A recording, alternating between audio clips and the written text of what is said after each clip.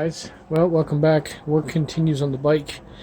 I wanted to do a vlog because I was actually looked up the prices of a rear hub motor, and I was blown away by how much they're going up.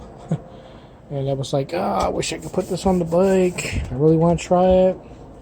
There's a number of reasons why I can't, which I'm going to go over with you. One is the design of the frame. It was never designed for rear chain. If it just had this swing arm here, it'd be fine, but when you have two of them like this, there's no way to pass the chain past this one without rubbing. You literally would, well, you pretty much wouldn't be able to put it anywhere there, which was my original plan. When you have your pedal, or your foot on the pedal, your ankle comes out to about here. So all this real estate here is out. I have to be able to pedal. Then I was thinking maybe getting a one of those motor kits. You know, the ones that you put on a gas motor or a jack shaft or whatever, but then it wouldn't work with this type of frame because of the way it's set up. It would have to be mounted up here, and it's, what are you doing down here? It wouldn't. Oh shit! The dog's gonna get at the food. Hey, kid. Yeah, you know you're looking at it. 1 minute. Yeah, little bastard makes it look like he's not looking at the cat food, but he is. Anyway, so the issue with the jack shaft setup is there's no way I'd be able to get the kit up here because this would have to be solid. So that's out. I can't use my original chain drive. I can't mount it anywhere there. What I would have to do, if I can lift this up with one hand. Oh, it's heavy.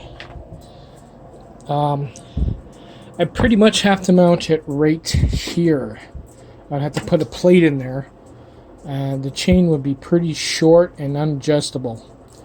So with the weight on it too, that is a lot of weight on the frame. Every time you hit a bump, that probably end up bending that rear drop out there in no time. So that's out. I couldn't even put it on the bike if I wanted to. I had to do something stupid like put it up here and cut a hole through here and run the chain down. I'm not doing that. It just looks stupid. I'm just going to go with the two hub motors. So anyway, I wanted to show you some of the wiring I did. What? I got nothing here. I got the DC to DC inverter mounted. I got a plate here with a bunch of screws in it for the ground plate. The 5 volts out. I usually leave those dangling anyway. I put a fuse on the regulator. This way I don't have to crack it open next summer if it fails again. Rewired the horn and all RC wire, and that goes up to the switch. And the rear lights have been rewired. Well, the rear light anyway. This one has been rewired. Runs along the bottom through here, and then out and over and down. That's about as far as I got on the wiring so far.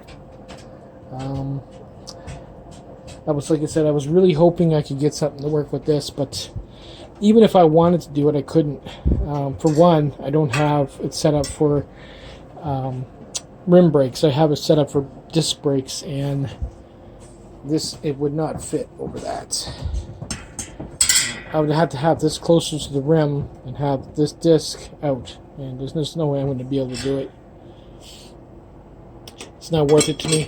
Like I said, I'm going to get a beach cruiser, and it'd be straightforward with that.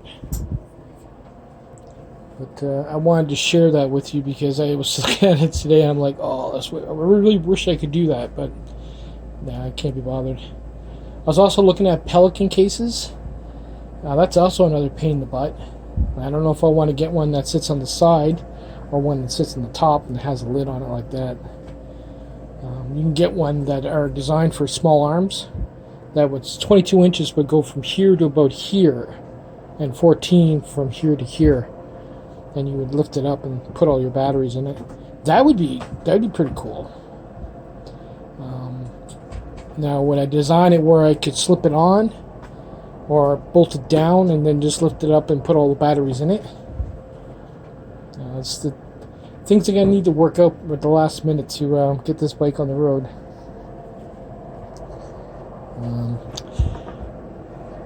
Yeah. Bit of a pain. I've been basically, I got so much time in the world, I'm just come down here, I just do a little bit at a time.